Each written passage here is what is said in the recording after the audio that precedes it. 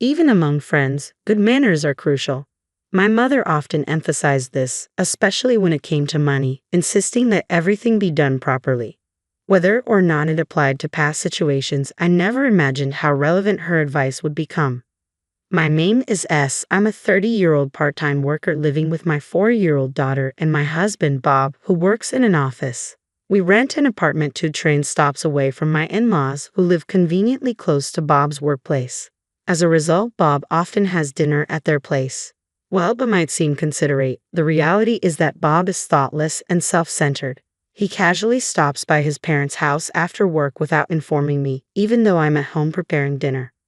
I've spoken to him about it many times, but he always makes excuses like, "Mom's making meatloaf and mashed potatoes tonight," and never apologizes. Fortunately, my father-in-law usually calls to ask, "Did Bob let you know he's coming over here?" This heads up at least saves our dinner from going to waste. While my father-in-law is considerate, my mother-in-law is quite the opposite. She often makes snide remarks like, "Bob just prefers my cooking over his wife's." Whenever Bob visits them, she'd call to gloat, "He just feels more at ease at home. Sally, you need to make a home where your husband wants to stay." She looks down on me, asserting her superiority as a woman and a mother. She also has a habit of barging into our apartment whenever she finds the time. Bob can't relax with this kind of cleaning. "And what's this in the fridge?" She'd criticize my cleaning, snoop through our fridge, and even throw out my cooking, saying, "How dare you serve Bob such an awful meal? Any wife who doesn't take care of food is the worst. Everything you cook just goes to waste." When I pointed out that I could have eaten it instead of throwing it away, she'd retort, "You're the one wasting food." She'd turn red with rage and start yelling. My daughter would get scared and start crying, prompting my mother-in-law to hurriedly leave, not wanting to be disliked by her. She's selfish and quick to run away when things get tough. I confided in Bob about his mother's bullying, but he brushed it off with remarks like, "You're just imagining things," or "She doesn't mean any harm." The bright and sociable nature that initially attracted me to him now feels like a distant memory. These days, he's moody and dismissive, even ignoring our daughter when she tries to talk to him. His standing as a father has hit rock bottom. To make matters worse, the education fund we had been diligently saving for our daughter had completely disappeared. A significant sum, $40,000, had been withdrawn. I knew it had to be Bob, as he had access to the family account. When I confronted him about the missing money, he nonchalantly said, "Our daughter doesn't need the money right now. We can save up again when it's necessary." His cavalier attitude snapped something in me. "Are you serious? How could you just spend the money we saved together like that? It's not about needing it right now. We saved it because we don't know when we'll need it. What did you even spend it on?" "I helped out Mom," he replied. "Our money. Most of it comes from what I earned. Got a problem with that?" "I contributed too. I saved by cutting our budget and worked hard to manage that money." "Your contributions are insignificant." Our argument escalated, fortunately without waking our daughter. "That's it, we're getting a divorce. I knew you were careless, but to withdraw our child's savings without a word is unbelievable.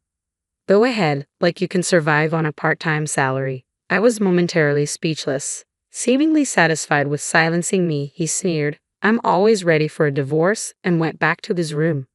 Though I clenched my fists in frustration, I refused to just cry myself to sleep. Determined, I began preparing for the divorce. I overheard my wife talking on the phone with Bob this morning. My father-in-law messaged me the following Friday. It seemed my mother-in-law had invited my husband for a special dinner that night.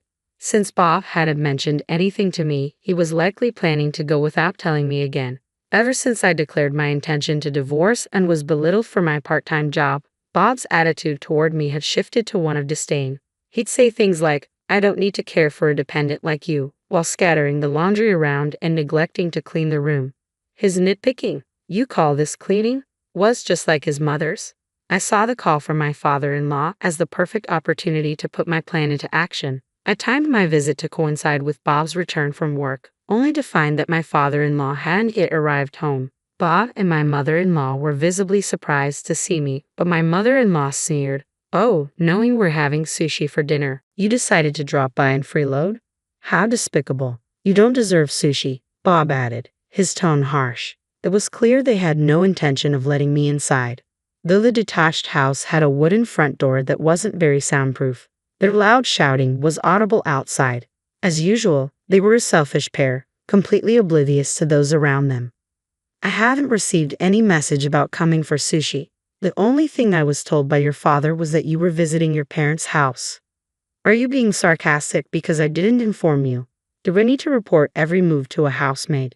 It's creepy for a wife to talk to my dad behind my back, he said, seeming almost entranced by his own abusive words while my mother-in-law smirked in the background. I retorted, the one being creepy is you, causing her smile to falter. What did you say? It's disgusting to twist your father's kindness like that. You're just a lousy husband who can't communicate. Can't you see he's only trying to be considerate? My words seemed to strike a nerve. Realizing his lack of communication, Bob bit his lip and fell silent. Then you should have declined and avoided causing trouble for Dad with your brazen behavior, my mother-in-law defended him. But her words were hollow and meaningless. Keep arguing over there. I didn't come here to waste time with you. Let's get to the point. I want a divorce. What? Really? Bob's eyes widened in genuine shock. You think you can manage on a part-time salary? I'm not giving up our granddaughter. You're not fit to raise her. Go apologize to Mom. I calmly explained the situation to the shouting pair. Starting next month, I'll be working full-time again. I'm currently working part-time in medical administration at the same place where I worked full-time before we got married. When I mentioned considering a divorce to my colleagues, they recommended I return to full-time work. The kindergarten my daughter attends is near my workplace, so I can pick her up during my lunch break, and she can stay at the daycare till my shift ends. They even advised me on this. You can't possibly raise her on your own, my mother-in-law insisted. Anticipating you'd say that, I've already arranged to live with my parents. They're taking care of my daughter today. Unlike a certain husband who dismisses his daughter, they shower her with love and attention. What? My mother-in-law turned to Bob, who awkwardly looked away. Don't joke around, that's unacceptable. Her voice trembled with agitation. A father who secretly uses the education fund is harmful, I said firmly. At that moment, the front door opened, and my father-in-law appeared, saying, Sorry for interrupting. Can I hear more about this? It seemed he had been listening at the entrance. You use the education fund? What do you mean, Bob? Dad, it's not what it seems. Mom asked me for help with renovation costs, so I supported her, Bob said. Renovation costs. My father-in-law looked confused and turned to my mother-in-law for clarification. Bob suggested we move in together. It's more cost-effective than continuing to pay rent, and if we're going to live together, renovations are necessary, she explained. That's where the money went. I was overwhelmed by the new information. Moving in together, I haven't heard anything about that. And what about the education fund? Sally, can you clarify? I then explained to my father-in-law about the money Bob had withdrawn and that we were getting a divorce. Then you should just leave. Leave the granddaughter here. I'll take care of her, my mother-in-law insisted, her voice trembling. No, this is a decision made by my husband. I can't go back on a promise made between spouses. Ha! I don't remember agreeing to anything like that, I thought to myself. I pulled out a file from my bag and showed it to them. This is the pledge we made regarding the education fund, especially considering Bob's carelessness. I had documented our agreement just in case. My mother always said to document everything related to money, I explained. Bob's signature is here, my father-in-law observed, sounding impressed. What? Why is this here? Bob asked in a panic, likely having signed without fully understanding the terms. The agreement was straightforward. If the education funds were used for anything other than their intended purpose, it would lead to an immediate divorce. In such a case, custody of any children involved would go to the other parent. If Bob couldn't comply, he would be required to pay twice the amount used, giving me grounds to pursue divorce mediation. Essentially, Bob would lose custody and, if unable to meet his obligations, would owe me $80,000, allowing me to seek mediation for the divorce. If you follow your mother's advice, this will turn into a dispute involving an $80,000 payment. I've gathered ample evidence of both your usual behavior and your mother's treatment of me, so you can imagine who will get custody in mediation. I smiled slightly, and my husband gasped. Huh? My father-in-law looked surprised, let out a heavy sigh, and said to my mother-in-law, For now, return the money Bob gave you. You haven't started the renovations yet, so the money should still be there. Upon hearing this, my husband's face brightened, possibly thinking that returning the education fund might make the divorce impossible. My mother-in-law, facing his hopeful expression, turned pale and shook her head. "It's gone. I've already spent it," came a weak voice, eliciting gasps of surprise from everyone. "What?" My mother-in-law trembled and fell silent. "There was a bag I wanted and some clothes too. I only meant to borrow them, but I couldn't resist," she confessed. I was at a loss for words, but my father-in-law quickly responded, "This is ridiculous. What were you thinking?" But Bob said we could save up again for the granddaughter's education fund, so I thought it would be okay," she defended herself. "What? You knew it was meant for our daughter's education and has still spent it. How can you say you won't hand over our granddaughter? Who's truly despicable here?"